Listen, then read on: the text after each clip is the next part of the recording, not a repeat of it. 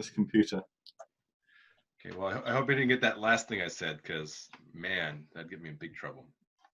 No, I'd never reveal your secrets. I think I'm now recording. Okay. Yeah, it says it's recording. This may just be, a video about, two middle-aged men struggle with technology, but it could be a fascinating interview. You never know. So what are you gonna do with this? Is this gonna be like a written interview, or are you gonna like post a video somewhere? Well, depends how controversial it is, I suppose, or entertaining. Okay. At the least, I'll post it on the Wild Hub platform. Which one? The video or the video? Yeah. All right. Well, I turned down so you can see my screen is up.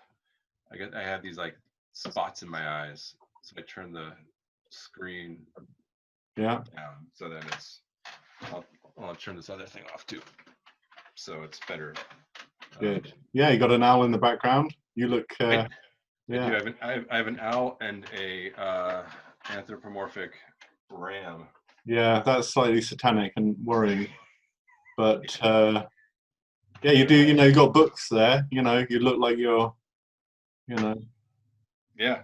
Sophisticated and intelligent and. Yeah, you have to have books. And depending on who's in the audience, I try to make the books visible. So. Yeah, and if you have to take a break or some strange noise happens, it doesn't matter. Well, how long do you expect this to be? I'm just curious. I don't know. It depends. It depends on how monosyllabic your answers are. Or if okay. Well, let's shoot for like a half hour. I've got like real issues with a grant report that's due tomorrow that I'm pretty much, and this is off the record, just starting. As I need, I have a lot of problems. All right. Around that. We better get going then. And Great. You warned. I've never done one of these kind of interviews before. It may be the worst interview you've ever been in or anyone's ever seen. But it'll be fun probably, maybe. So yeah, I don't even know where to look. I've got some notes here, but I've written something just to kind of introduce things. Okay. I'm probably not even going to be able to edit it, so we'll have all kind of beginning nonsense even before this. So this will look weird, right? No, you have to totally edit this stuff out. You have to. Come on, you got tech people on Wild Team. You ready? I'm gonna be a serious interview now. This is my serious interview face. Okay. See, I can't even start. Okay. Okay, ready? Hello, my name is Adam Barlow. I'm Executive Director of Wild Team UK. And we thought interviewing conservationists would be a fun, informal way of learning things that may either help others do conservation better, enable them to progress their careers, or at least provide another excuse for not writing that report or grant proposal that they're meant to be working on. So today I'm chatting to Jon Slaght, and Jon is the Russia and Northeast Asia Coordinator for the Wildlife Conservation Society. So Jon has spent many years working in the Russian Far East to conserve Blakiston's fish owls, which I may ask him about later if we have time or interest. And he lives in Minnesota with his wife and 2 children.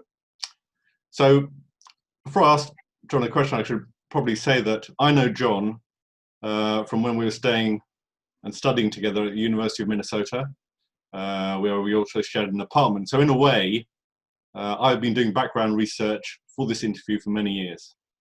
For example, to give you an idea of Jon's way of doing things, our office was about 7 minutes walk away from where we lived. But Jon always chose a slightly longer route so that he could avoid encountering or interacting with other human beings. He also made a point of buying very expensive cans of beer and then not sharing them with me because he thought that I would not appreciate them enough. Perhaps he thought I did not have a sophisticated palate. I should also mention that Jon cheats a lot in squash, normally by buying very expensive equipment and then practicing but in between our games. So normally he beats me, but I'm not bitter about this in any way, and I'm going to give a very impartial and balanced interview. So John, my first question. Yeah, this is going to go great. So John, my first question to you. Just this year, your former university, the University of Minnesota, gave you the prestigious Early Career Alumni Award. They did. How old are you, and how many years have you been working on conservation when you got this award? Yeah, quite a number. I mean, I'm 44, and I got my degree the same year you did, I believe, 2011. And there.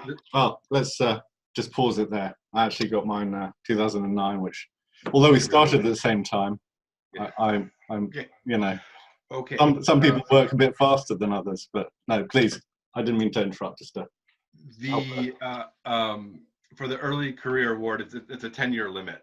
So I just snuck in at the end.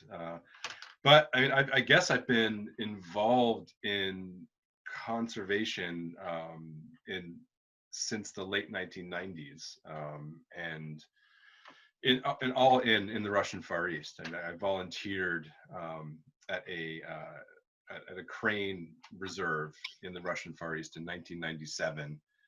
That was really my first experience doing on the ground conservation work.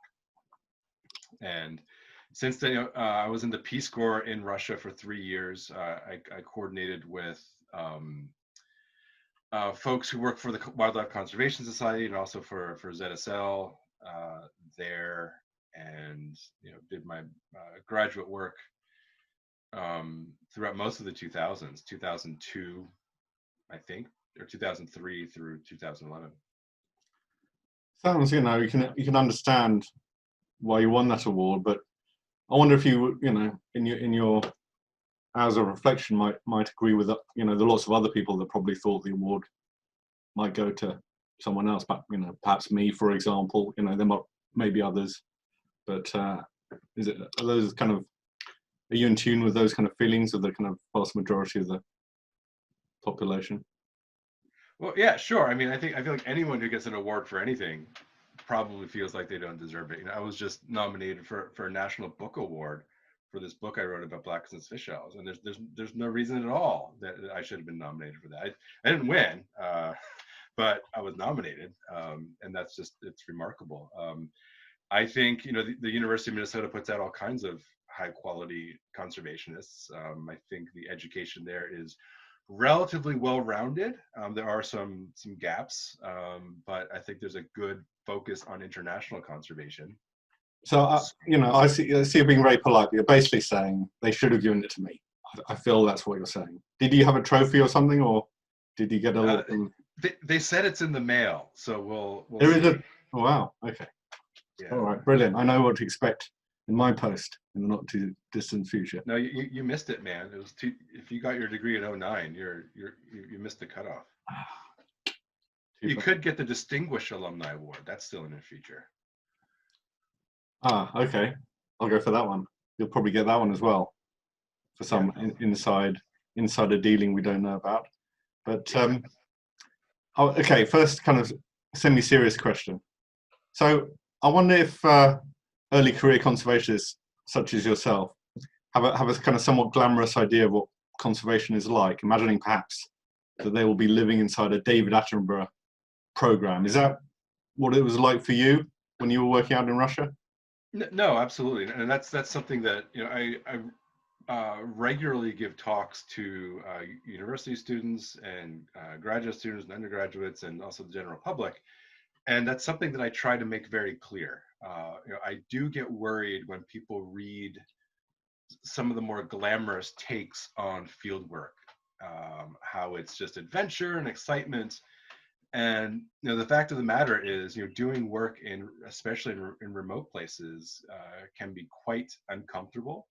And science, as we know, is it's repetitive. It's often monotonous.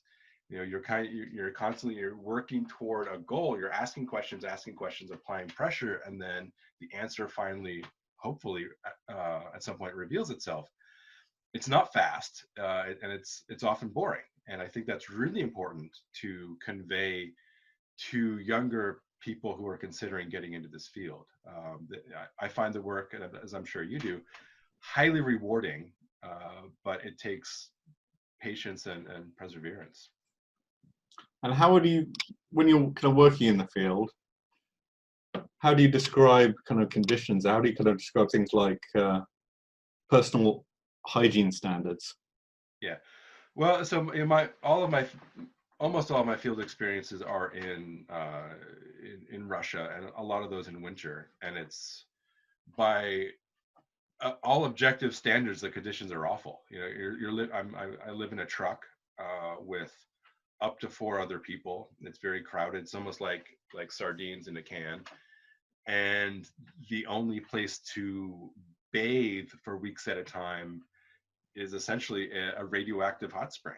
So it's not that fun to spend time in a radioactive hot spring, but you know, you kind of get in, wash up a little bit, and get out. But it's still, you know, it's -30, it's freezing, so it's not that fun. So yeah, there are a lot of hardships. There are things that you don't, most of your experiences are in the tropics, if I'm not mistaken, with field work. And you know, there are different things you need to worry about. Like you need to worry about things getting moldy and decaying, whereas you know, we need to worry about power cords snapping from the cold. And so we always had tape around, because if one of our power cords would snap, because someone would inadvertently step on one that was outside, and it would just break like a twig, it's so cold. You know, we needed to have a lot of backup plans for when things would go wrong. And that, through these years of field work and living in these kind of conditions, what did you kind of learn about these Blakiston's fish owl, and how do you think that's going to help? Yeah, well, with the owl, I mean, that's the I can even show you the book. This is the UK cover of the book. It's I mean, the book is essentially about the PhD. So you know, as I was living with you in Minnesota, you know, you would go off to your field season in Bangladesh. I'd run off and do my field season in Russia, and then we'd meet up other parts of the year. You know, so essentially, this is a species that was poorly known. There was no conservation plan, yet there was this sudden influx over the last 20 years of human use of the forests that these owls are thought to live in. You know, so there's logging pressure, there's fishing pressure. There are fish owls, they eat fish, and they nest in big trees. So the idea was just to come up with a conservation plan. And what we found was that, so we identified the key resources for these birds, and were able to convey that information to the main logging company in the region to show them that they can continue doing what they're doing in a sustainable way, in a manner that does not too negatively impact fish owl populations. So it really was, I would say, a conservation win. I mean, I think it's a relatively unique place where, you know, in the United States, there's a big controversy with spotted owls in the logging industry, where you know, the spotted owls are nesting in these extremely commercially valuable trees. And so if you protect owl habitat, that means you're putting people out of work. Whereas here, most of there's wiggle room, there's space for both the owls and the local communities to have employment.